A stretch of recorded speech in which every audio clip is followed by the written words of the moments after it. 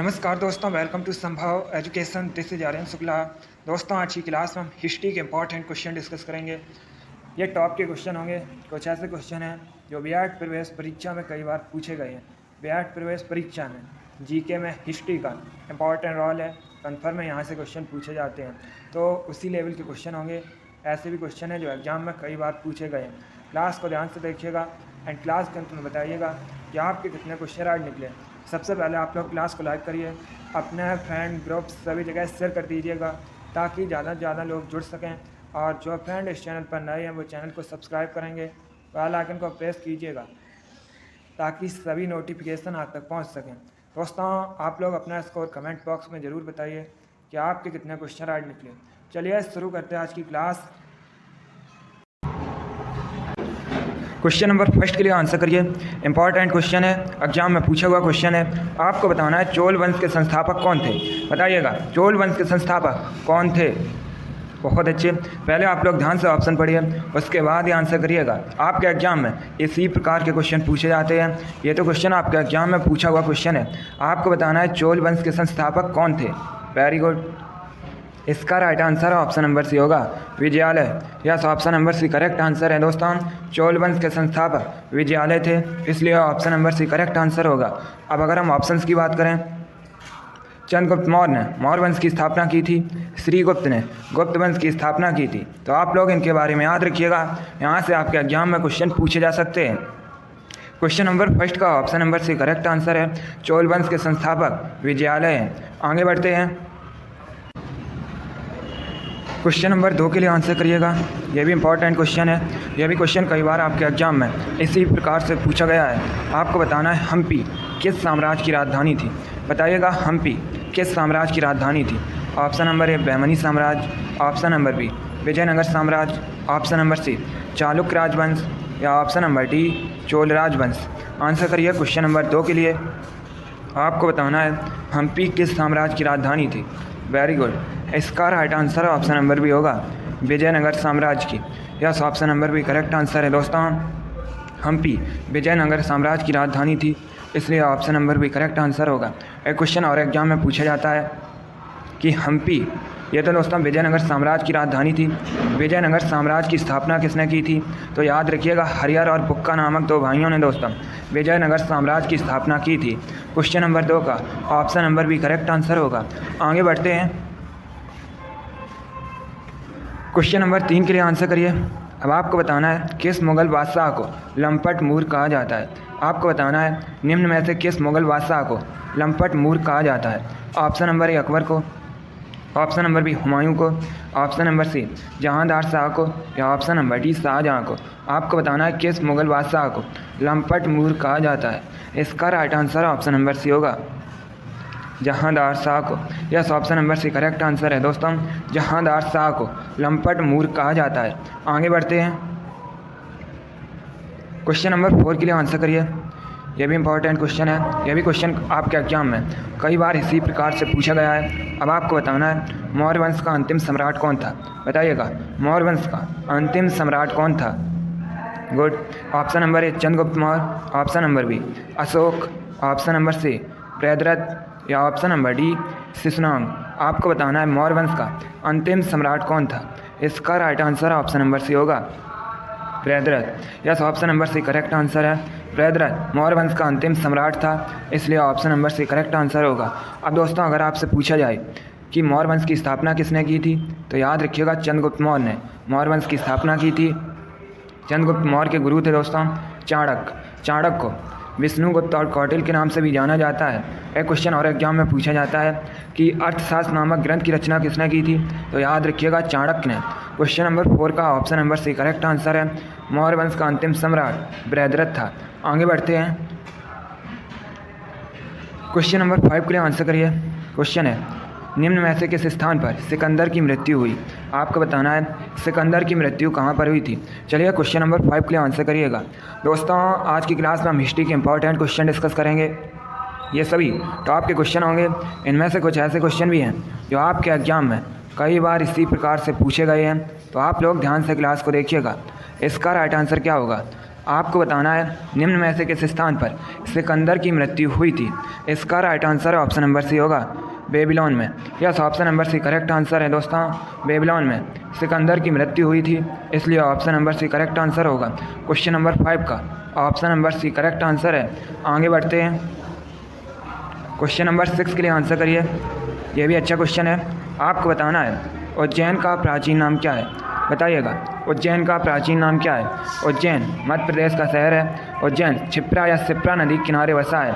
और एक क्वेश्चन आपके एग्जाम में पूछा गया था, महाकालेश्वर मंदिर कहाँ पर है, तो ये भी दोस्तों उज्जैन में है। बताइएगा उज्जैन का प्राचीन नाम क्या है। Very good.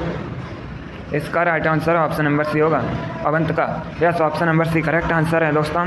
अवंतिका उज्जैन का प्राचीन नाम है। अगला क्वेश्चन देखते हैं। क्वेश्चन नंबर 7 के लिए आंसर करिएगा। अब आपको बताना है निम्न में से किस शहर का प्राचीन नाम मायापुरी है। बताइएगा किस शहर का प्राचीन नाम मायापुरी है। ऑप्शन इस प्रकार हैं। Option number A Haridwar, option number B Patna, option number C Ujjain या ऑप्शन नंबर डी ननौतीज। आपको बताना है किस शहर का प्राचीन नाम मायापुरी है। इसका right answer option number A होगा Haridwar. Yes, option number A correct answer है। हरिद्वार का प्राचीन नाम मायापुरी है, इसलिए option number A correct answer होगा। हरिद्वार उत्तराखंड में है, आप लोग भी जानते होंगे।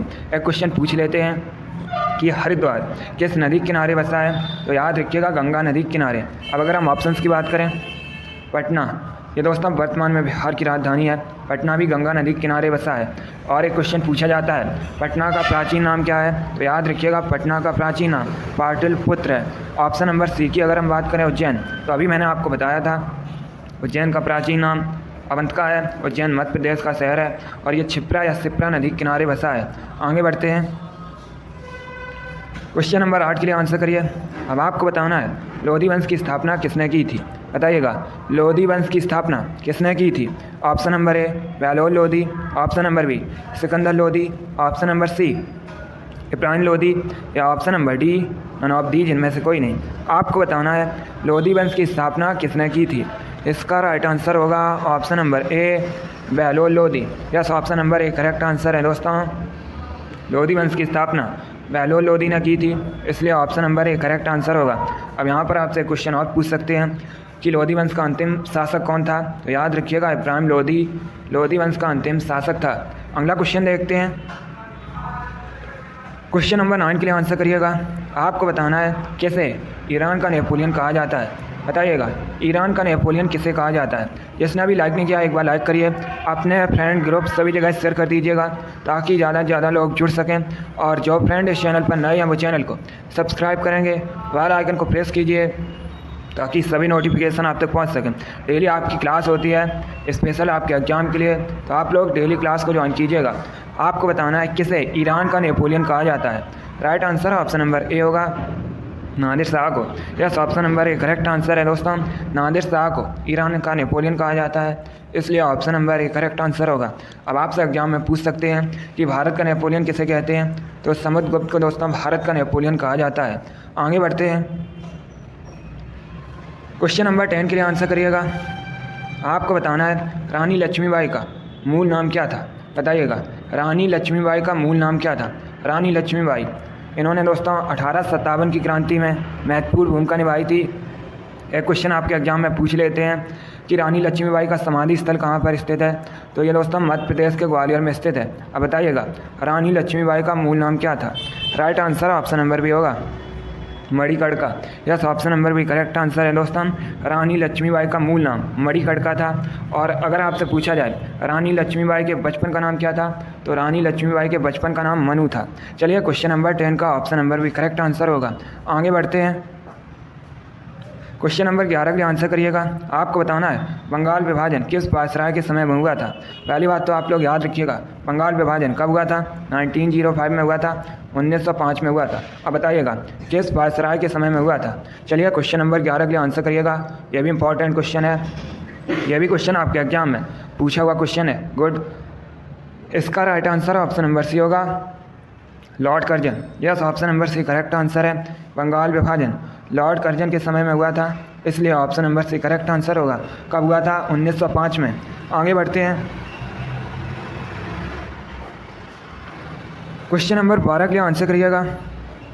अच्छा क्वेश्चन है, आपको बताना है राजा राम मोहन राय को युगदूत किसने कहा था, बताइएगा। राजा राम मोहन राय को युगदूत किसने कहा था? Option number A Mahatma Gandhi, option number B Subhash Chandra Bose, option number C Jawaharlal Nehru या option number D none of the, जिनमें से कोई नहीं। आपको बताना है राजा राम मोहन राय को युगदूत किसने कहा था। Right answer option number B होगा, सुभाष चंद्र बोस ने। Yes, option number B correct answer है दोस्तों। राजा राम मोहन राय को युगदूत सुभाष चंद्र बोस ने कहा था, इसलिए option number B correct answer होगा।